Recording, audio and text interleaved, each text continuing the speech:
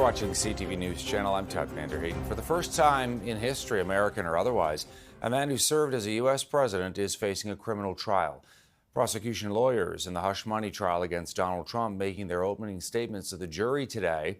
The trial has now wrapped due to the Jewish Passover holiday, as well as an issue with one of the jurors who needed an emergency dental procedure. Prosecutors, though, today arguing the former president paid off a porn star, Stormy Daniels, and then falsified his business records to cover up that payment. But they say this is about a lot more than just hush money. They say this is, in fact, election interference and fraud, because the money was paid out in order to stop a sex scandal breaking during the final months of the 2016 presidential election, which could have derailed Trump's plans to become president. Therefore, they say that's what this is about. Trump today, once again, as we've heard many times, attacking the whole process before he went into court. Listen to this. They take this payment and they call it a legal expense, and you heard it today for the first time. This is what I got indicted over. This is what took me off and takes me off the campaign trail, because I should be in Georgia now. I should be in Florida now. I should be in a lot of different places right now campaigning, and I'm sitting here. And this will go on for a long time. It's very unfair. The judge is conflicted, as you know. It's very unfair what's going on. And I should be allowed to campaign.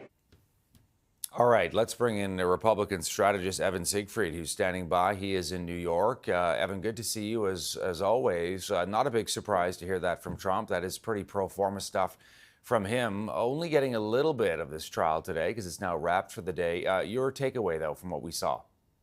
Well, that clip you just showed, we saw Trump actually go out and violate his gag order yet again.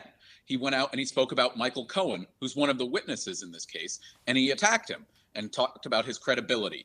And the judge has said in his gag order, you are not allowed to talk about any of the witnesses in this case whatsoever. But Trump once again went forward with that. And we have a hearing tomorrow morning before the trial resumes, where the judge is going to see if he's going to impose sanctions on Trump for violating the gag order. If he doesn't, then his gag order is essentially toothless, and that it gives Trump free rein to say whatever he wants. At the same time, in that clip, Trump says that he should be out campaigning, and this trial is keeping him from campaigning. I think that is one of the funniest things he's ever said, because he doesn't campaign that often. He holds 1 to 2 rallies a week where he has a feel-good moment with the crowd, and he lists his grievances and says what's wrong with the country or what he doesn't like, whatever, based on that particular day, and that's that. And he lists that he should be campaigning in Florida, which is not going to be a competitive state. He just wants to be at Mar-a-Lago hanging out with his friends. Yeah, we're going to show our viewers, some of the takeaways here from this trial. There are 34 felony counts, and the idea here is that, there was a falsification of business records to conceal a sex scandal.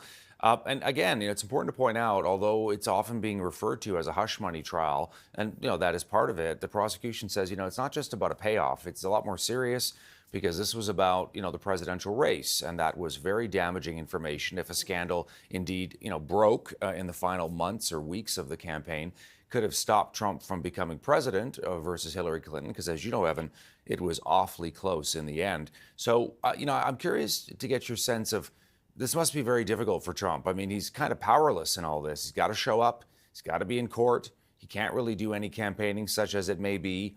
He's got to listen to the judge, which he's railed against, and on it goes. Yes, Donald Trump isn't one for being told what to do. And so this is a very uncomfortable position for him. He doesn't like that the rules are applying to him and that he has to go and stay there for the trial. This is unlike civil suits here in the United States, where if you're sued, you don't have to show up. But when it's a criminal trial, you have to be there day in and day out. And Donald Trump, right now, in the short term, he's trying to make this into a political issue. The clip you showed at the beginning of this segment was about talking to his voters and talking to his base and saying, look how unfairly I'm treated, and making them angry.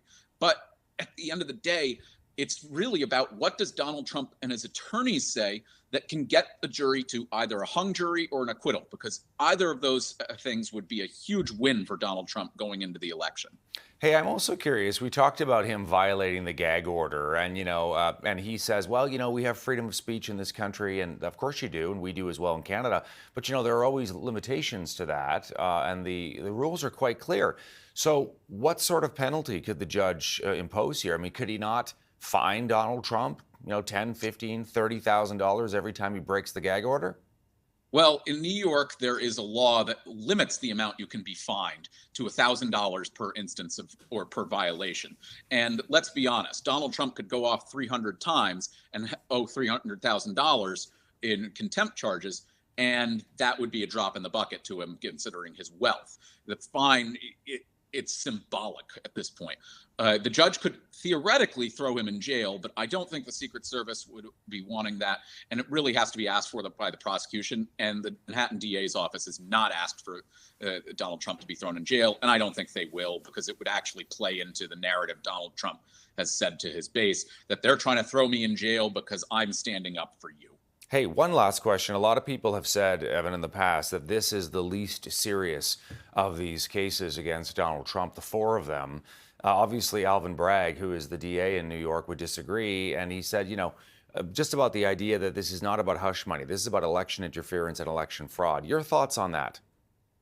Well, it is the least serious, yes, in terms of potential criminal penalties. But a criminal offense is still a criminal offense. And we've seen that in polling, including a poll that came out here in the US on Friday, that said if Donald Trump were convicted in this case, his support among key independents that he needs in swing states to retake the presidency would plummet.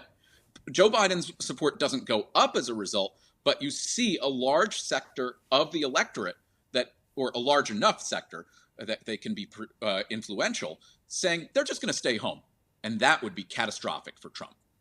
Always good to see you, Evan, and thanks for taking the time today as we start day one of this trial. We'll see how it all plays out. Thank you, Todd.